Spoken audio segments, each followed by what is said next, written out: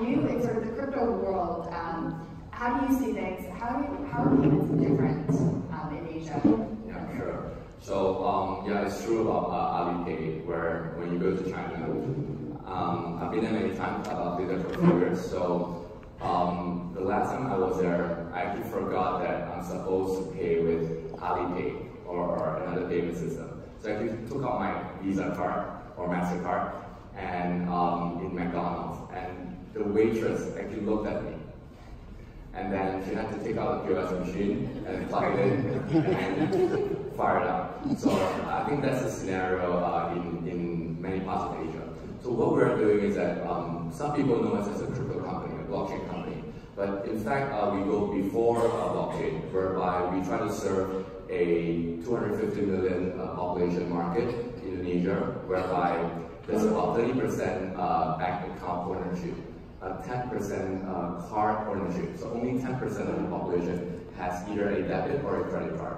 So our objective in that market initially was to allow people to have a credit card or a bank account through a different means, maybe via a different strategy. And we found that blockchain and cryptocurrency allows us to do that. So we have a point-of-sale system and also a bank card or bank tap on-ramp to the crypto channels. Zac, why aren't we seeing that kind of disruption here yet? What are the obstacles? I think based on my experience, that's an analogy that because about 15 years back, there was a conversation about why US is lagging in the mobile phone uptake. So why aren't US market adopting the mobile phone as fast as the other markets? But then US actually leapfrog, in some ways through the introduction of Apple and iPhone. So the reason, if I may, US leapfrog was because there was no colored phone in the US market. So US consumer actually went straight from a Nokia right to a iPhone. So I think that's exactly the same thing that's happening in many parts of the world, in Asia especially, whereby you see that in certain markets there isn't a very strong banking financial market. So crypto was actually is actually the solution to many of the use cases. So where people have problems getting credit, grading, so then they turn to a different objective. So I think one of the panelists said yesterday was very interesting was that maybe one of the best ways is to disrupt a market that doesn't have an incumbent. I think that might be why crypto is actually growing strong in places that we are not expecting. So one of the places that we got a lot of interest from is actually Venezuela. So a lot of Venezuelans want to have crypto to hedge against the local currency.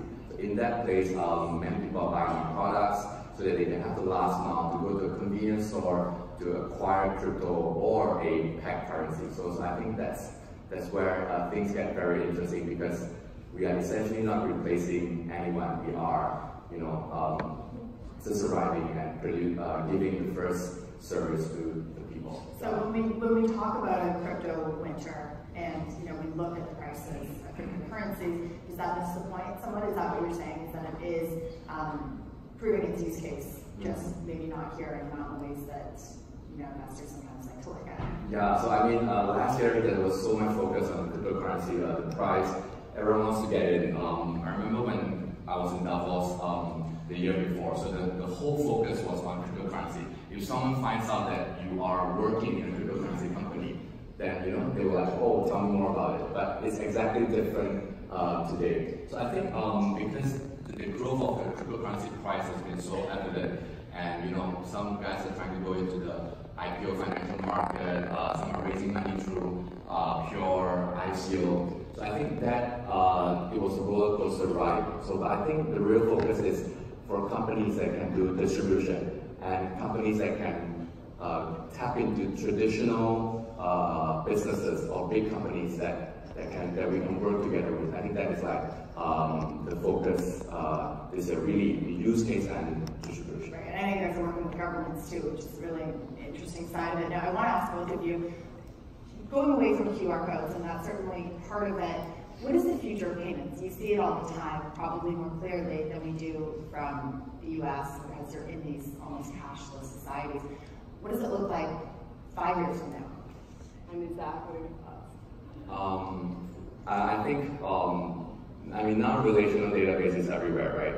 So people don't talk about relational database because it's everywhere. So I think just like in a China market or Korea, Japan market, you don't really talk about whether mobile payment is there because it's already there. So it's like a subconscious mind thing.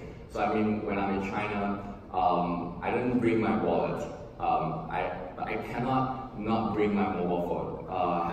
Not having my mobile phone for 5 minutes is actually like a pain, because you pay your car part using mobile phone, everything. So I left China, I worked in China for a couple of years, so I left China 2 years ago, and I went back last month, and there was something that struck me. It was like the future. So I was coming through the airport, going through the escalator, and there was this guy taking a photo of the car park, trying to pay his car park using Alipay or WeChat Pay, and another guy trying to book his Didi, Uber on the mobile phone. So everyone is really using mobile phone. So I think that is kind of like future dawning, and I think it might take a different form factor. It might take the form factor of a mobile phone. It might take the form factor of a glasses. It might be using blockchain in the backend. I do believe that many things will become tokenized, and it will be led by the big companies. The big companies are secretly doing a lot of tokenization, blockchain stuff that they're not publicizing. So I think big companies here or big companies in Asia? I think big companies at both sides. Yeah. Zach, what do you think? Is perhaps that's not the differentiator? Are the apps in China as secure as the system is here? I think I read the magazine when I was flying here. So I think one of the discussion about EU is that they're not technology friendly as US, because there's like penalties for certain big companies there for violating data privacy. So I think it's speed and stability. It's a compromise between speed and stability. So I think as a more mature market, you want more stability. As in, like, if you have a family, you are an older person, you want more stability. And I think for the Asian market, the China market in specific, the focus is more towards speed than stability. In fact, you can actually see that in software design philosophy. So I used to work in a Norwegian Scandinavian company. So Scandinavian companies are more focused on stability. So the software lifecycle is just longer. So it takes a longer time to release the software. But in China, the joke is that, you start writing your software development document when you start coding. It's like, oh, I'm coding and I start writing with it. I mean, it's an extreme anecdote, but I think in developing market, the need to move faster, the catching up demand is actually higher. So I think that allows companies to move faster. And of course, when there's a pack of company moving very fast, there will be several that are left behind because of security problems and stability. But I think there are companies that really move forward and also faster beyond the competitors. I think that is kind of like the software philosophy, to move fast, break fast. A little bit like what Facebook has followed, for good or for right. Zac, let me get your thoughts. Do you think that the U.S. market is necessary for an financial, even though they may have 1 billion customers outside, or 1 billion accounts outside? Do you need to be here in the U.S. market? So when I'm in China, I realized that there's so many things in financial products like Alipay. I mean, sometimes we forget that it has evolved beyond a payment. The payment is just means to pay. It's the credit. I remember when there was a blackout because I didn't pay my electric bills in Beijing, so I just used Alipay to immediately pay, and 5 minutes later the electricity came back.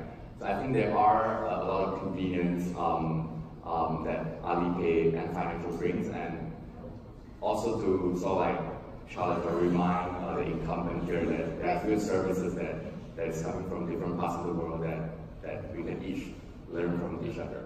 Yeah, we've been talking about the U.S. heading towards becoming more cashless. It's been slow. Is there a tipping point? Is the Apple Wallet? What is it? What do you guys see that being? Zac, let's start with you. So I think the tipping point will be when a big company, big company starts, I